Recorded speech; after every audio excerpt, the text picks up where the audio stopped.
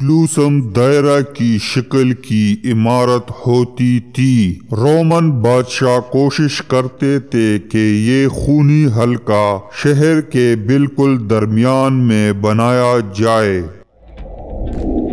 عمومی طور پر اس کی 3 منزلیں ہوتی تھیں۔ بادشاہ اور خواص کے لیے شاہانہ باکس بنے ہوتے تھے جہاں زندگی کی ہر سہولت موجود ہوتی تھی۔ اعلیٰ عہدیداران اسی باکس میں اپنے اپنے رتبے کے حساب سے بیٹھتے تھے۔ عام لوگوں کے لیے کلوسم میں سیڑھیاں بنائی جاتی تھیں۔ وہاں ہزاروں لوگ موت کا کھیل دیکھنے کے لیے بڑے شوق سے آتے تھے۔ سب سے بڑے کلوسم میں 50,000 افراد کے بیٹھنے کی جگہ ہوتی تھی۔ نچلی منزل میں ہتھیار، خونی جانور، غلام اور لڑنے مرنے والے گلیڈیٹرز موجود ہوتے تھے۔ جانوروں کو بھوکا رکھا جاتا تھا کہ انہیں جب میدان میں چھوڑا جائے تو سامنے والے انسان کو دبوچ کر کھایا جائے۔ بادشاہ سال میں 10 سے 12 مرتبہ ان مقابلوں کا اہتمام کرتا تھا۔ جب گلیڈیٹرز کو مقابلے کے لیے اتارا جاتا تھا تو یہ امر یقینی تھی کہ ان میں سے ایک ہی شخص زندہ رہے گا، وہ بھی اس قیمت پر کہ اسے اپنے مد مقابل کو قتل کرنا ہوتا تھا۔ جب تلوار یا خنجر مرنے والے انسان کے سینے میں اتارا جاتا تو ہزاروں تماشائی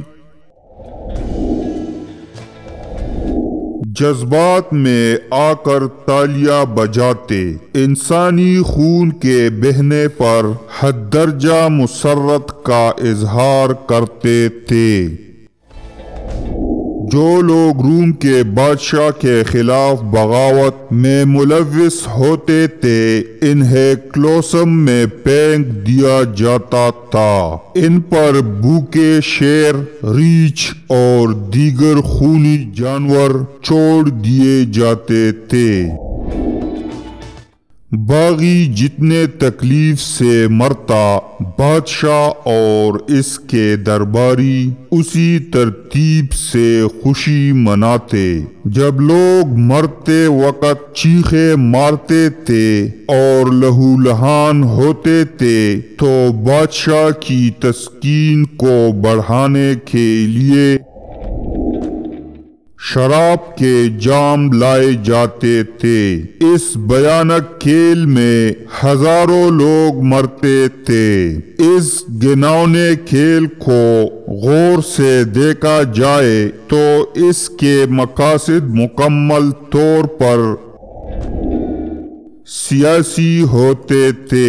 جب رعایا میں غربت بڑھ جاتی تھی، روزگار کے مواقع حد درجہ محدود ہو جاتے تھے، خطرہ ہوتا کہ کہیں بغاوت نہ ہو جائے تو فی الفور اصل مسائل سے توجہ ہٹانے کے لیے گلیڈیٹرز کا خونی کھیل شروع کروایا جاتا تھا۔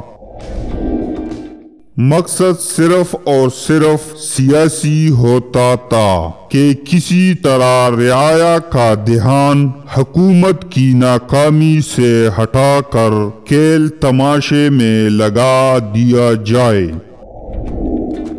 کچھ شہنشاہ تو کلوسم میں بیٹھے لوگوں کو مفت کھانا بھی تقسیم کرتے تھے تاکہ رعایا میں ان کی نیک نامی کے گیت گائے جائے۔ دوستو، یہ حربہ اس وقت بھی کامیاب تھا اور بدقسمتی سے آج بھی کامیاب ہے۔